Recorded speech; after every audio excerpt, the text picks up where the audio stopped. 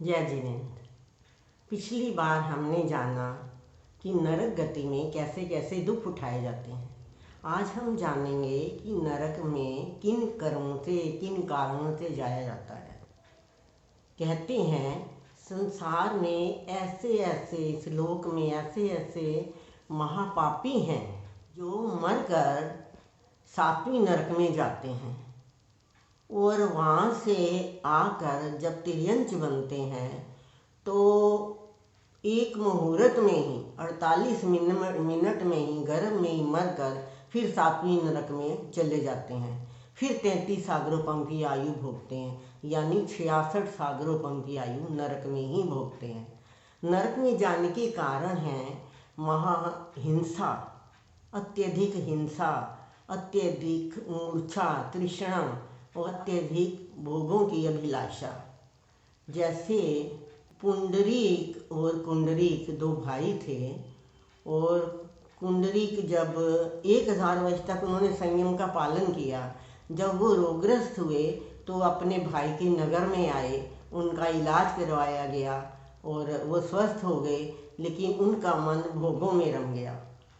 पुंडरीक ने बहुत कोशिश की समझाने की, आप धन्य हैं, आप इस तरह संयम का पालन कर रहे हैं, मैं नहीं कर सकता।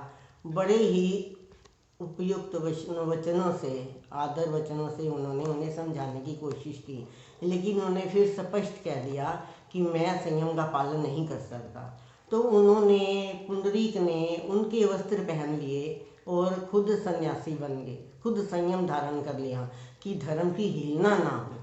अब देखिए, रुक्ष शरीर संयम का पालन करके उन्होंने, जो शरीर उनका बिल्कुल कमज़ोर हो चुका था, भोगों में आसक्त बनकर 3 दिन में ही वो 7वीं नरक में पहुंच गए। और पुंडरीक जो संयम लेकर निकले, ये सोचकर कि जब तक कोई संत नहीं मिलता तब तक मैं आहार पानी का त्याग करता हूँ, और भोगों में रमा हुआ शरीर, सुस्वादु भोजन खाने का आदि रुक्ष भोजन उन्हें पचा नहीं, और वो 3 दिन में मरकर सर्वार्थ सिद्ध विमान में पहुंच गए। सर्वार्थ सिद्ध विमान की और 7वीं नरक की आयु 33 सागरोपम।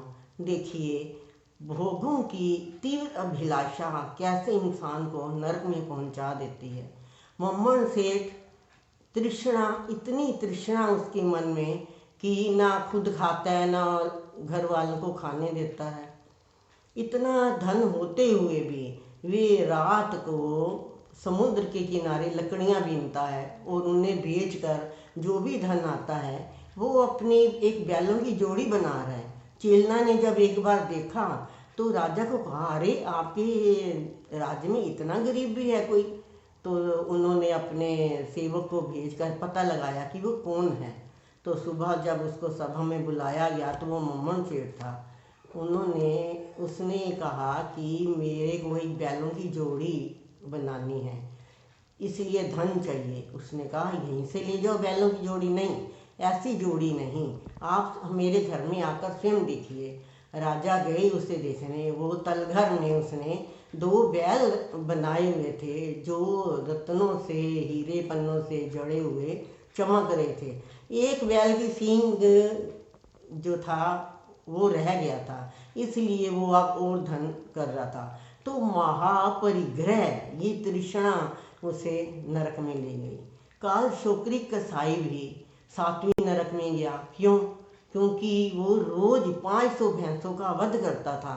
वध ना करे इसलिए राजा श्रेणिक ने उसे कुएं में लटका दिया, लेकिन वहाँ भी वो अपनी मैल उतार कर शरीर की उनसे 500 भैंसों का सोचकर वध किया करता था।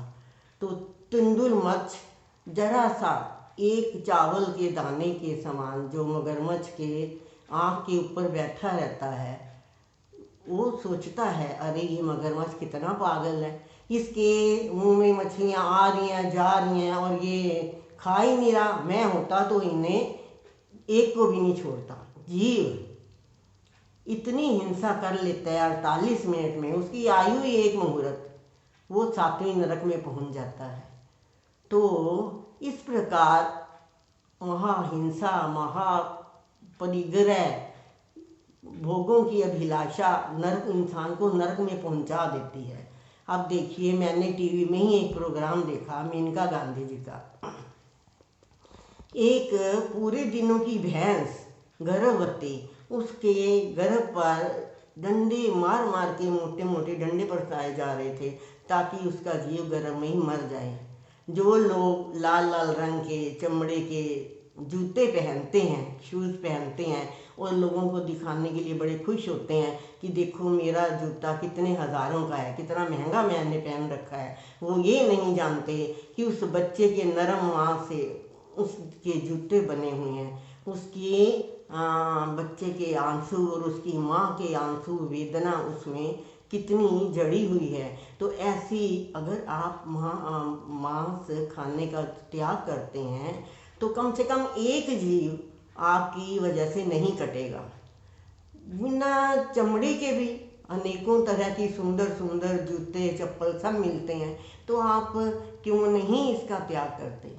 और देखिए, मैंने टीवी में ही देखा, रेशम के कीड़े को पतीले नुमा कटोरे में बड़े से में रखा हुआ था और उस पर खोलते हुए पानी की धार डाली जा रही थी। तो वो बेचारा तड़पता हुआ घूमे जा रहा है, बाहर निकलने का तो कोई रास्ता नहीं, उसी में घूमे जा रहा है, घूमे जा रहा है, घूमे जा रहा है, और उसके मुंह से जो लार निकल रही है वो उसके चारों ओर लिपटती जा रही है, सफ़ेद रंग की लार, और वो इतना मोटा हो गया पूरी लार से। अब जब तक वो मर नहीं जाता होगा तब तक वो लपेटे रखते हैं। तो रेशम, आप रेशम का त्याग कीजिए। जानकर इन बातों को रोंगटे खड़े हो जाते हैं कि किस तरह जीवों को हमारे लिए मारा जाता है, हिंसा की जाती है। कहते हैं पश्मीना की एक शाल के लिए 170 हिरणों को मारा जाता है। अब बताइए, क्या हम हिंसा के भागी नहीं हैं?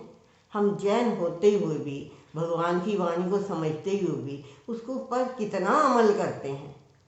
तो सोचिए, जानिए और अपने जीवन को सही मार्ग पर चलाते हुए मोक्ष मार्ग पर आगे बढ़िए, और ये हिंसा का काम आप हमेशा हमेशा के लिए त्याग कीजिए। धन्यवाद। जय जिनेन्द्र।